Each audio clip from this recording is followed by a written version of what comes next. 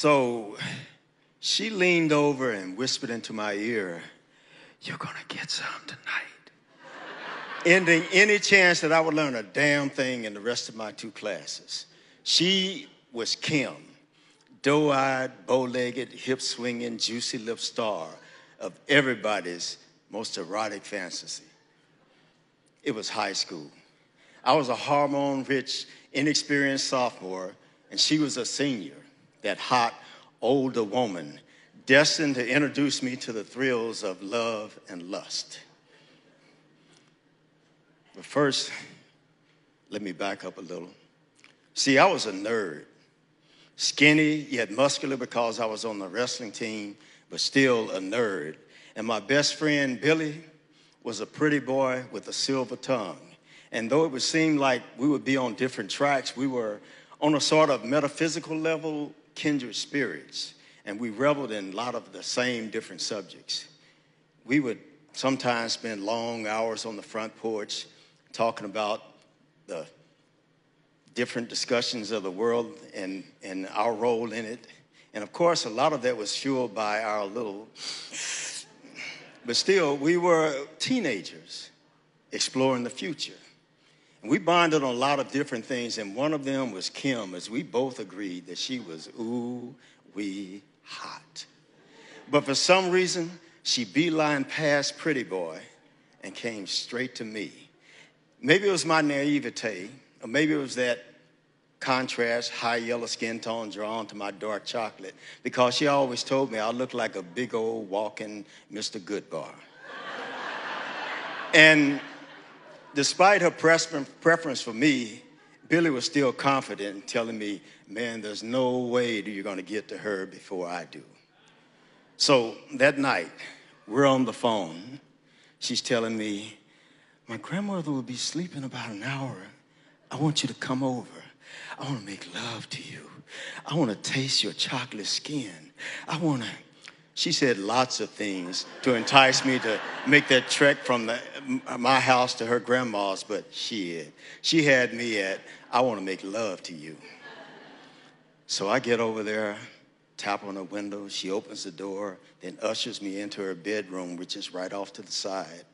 Kim walks up to me, kisses me, then bites my lower lip as she slowly undresses me to my undershorts, and then tells me to get into the bed and then joins me.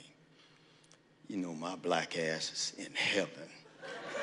Lying there in Kim's bed, enjoying the fullness of her lips on mine. She's wearing nothing but a t-shirt and panties, and I'm gripping her butt, and she's grinding on me, and that's when that inexperience started to tell on me. And I'm thinking, I don't want to have an accident before we get to the good part. So I started counting backwards and even moved over to the side, but she moved back over, and when she groaned and pushed into me, I knew it was about over. So just when I was about to give in to the inevitable, we heard, "Kim, did I hear that front door open?" I froze, but Kim just slid off me, keeping between the bedroom and the doorway, and said, "Yeah, Grandma, I just wanted to look at the stars for a little bit. I didn't mean to wake you." Now, I don't know if Grandma bought it, but she did go back to bed.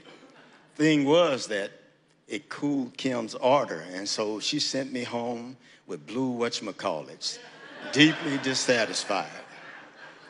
Kim said she would make it up to me, would bump me in the hallway, give me long, smoldering looks in our science class, and whisper in my ear things like, "You know, chocolate and butterscotch go good together." I know now that she was just priming me. Billy would just laugh. "Man, she's just playing you. I talk to her all the time, and I can feel she's getting in. I know she wants me." And I started believing him until one day, about 2 weeks later, Kim pulls me over to the side in the hallway, sticks her tongue down my throat, and looks directly into my soul. She says, "Ready for me tonight, big boy?" So the night comes, and I got this big old smile on my face, knowing that this time it is on. And I'm thinking, shit, wait till I tell Billy about this. So I get to her house, slide in between the houses, tap on her window, and she screams at the top of her lungs. Her lights come on, and she's screaming and screaming. I take off for the back, hop over the fence, then hop over the next fence. This dog starts barking at me, and I kept running and running, and finally I got far enough away, and I'm, what happened? You know?